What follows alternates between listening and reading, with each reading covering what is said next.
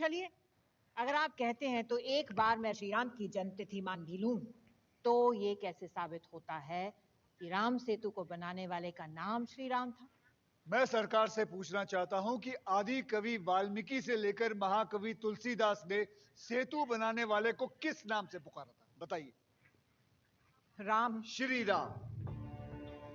वाल्मीकि से लेकर आज तक पीढ़ी दर पीढ़ी हर हिंदुस्तानी माँ, हर नानी दादी ने अपने बच्चों को यही सिखाया है कि राम सेतु को श्री राम ने बनाया था। भारत में श्री राम का होना समझ में आता है, पर क्यों Nepal, Sri Lanka, Indonesia, Malaysia, Cambodia, Thailand और वियतनाम के कल्चरल कॉन्शियसनेस में भी श्री राम बसे हैं? क्यों बुद्धिज्म, जैनिज्म और सिखिज्म में रामायण है?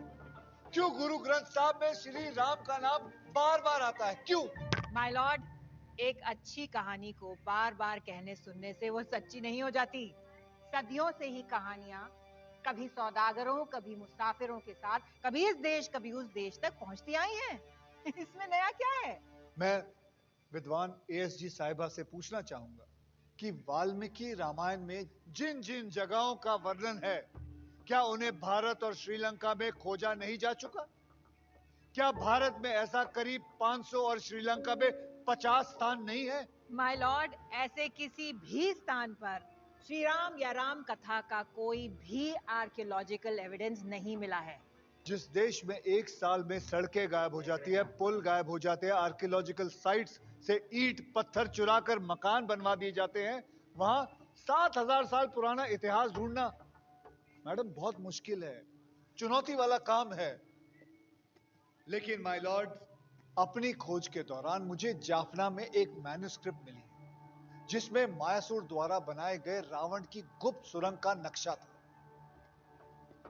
मैं और मेरे साथियों ने उस नक्शे की मदद से उस सुरंग को खोज निकाला। माय लॉर्ड, इस मैन्युस्क्रिप्ट के नक्शे 7,000 साल पुराने हैं और यह सुरंग भी 7,000 साल पुराना है, और इसमें जो शिलालेख मिले हैं उन्हें श्रीलंका की प्राचीन लिपि हिला में लिखा गया। माय लॉर्ड, मेरे ओपिनियन में ये रामायण में डिस्क्राइब त्रिकुट पर्वत है, जिसे श्रीलंका में एडम्स पीक कहते हैं। इस पहाड़ के आसपास हमें एक प्लांट मिला है जिसका नाम है सेलेजिनेलिया ब्राप्टरिस। इसे रामायण में डिस्क्राइब संजीवनी बूटी का क्लोजेस्ट कैंडिडेट माना जाता है। हनुमान जी द्वारा लाए गए ये प्लांट श्रीलंका का नेटिव प्लांट नहीं है। अब सवाल ये है कि ये प्लांट सिर्फ त्रिकुट पर्वत के आसपास ही क्यों है?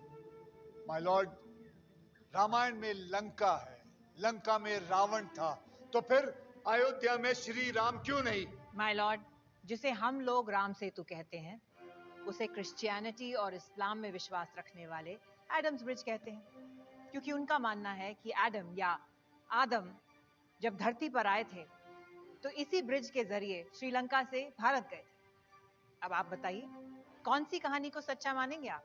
माय लॉर्ड, अगर भारत के क्रिश्चियन और मुसलमान इस सेतु को एडम या आदम का पुल मानते हैं, तो क्या यह भी एक कारण नहीं है कि इस पुल को बचाया जाना चाहिए? पर वो इस पुल को तोड़ने के खिलाफ नहीं है, योर ऑनर। क्या एएसजी साहिबा ये बता सकती है कि इस ब्रिज को एडम्स ब्रिज का नाम कब और किसने दिया?